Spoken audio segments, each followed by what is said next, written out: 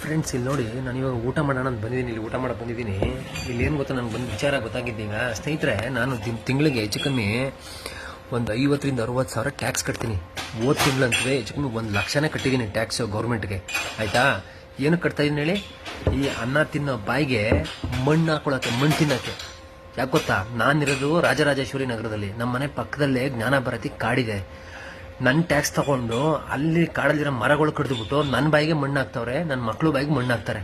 ಈಗ ಅಲ್ಲಿ ಕಾಡಿಲ್ಲ ಕಡಿದು ತಿನ್ಕೊಂಡ್ರೆ ನಮ್ಗೆ ಒಳ್ಳೆ ಆಮ್ಲಜನಕ ಇಲ್ಲ, ಕುಡಿಯೋಕೆ ಒಳ್ಳೆ ನೀರು ಅಂತರ್ಜಲ ಸಿಕ್ಕಲ್ಲ, ಅಲ್ಲಿರೋ ಪ್ರಾಣಿ ಪಕ್ಷಿಗಳು ವಾಸಕ್ಕೆ ಜಾಗ ಇಲ್ಲ.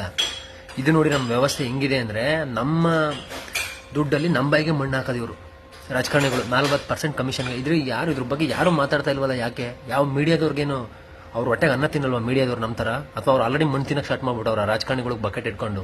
ಒಂದು ಸ್ವಲ್ಪ ಜ್ಞಾನ ಭಾರತಿ ಕಾಡು ಉಳ್ಸೋಕ್ಕೆ ಸಹಾಯ ಮಾಡಿ. ಆಮೇಲೆ ಈ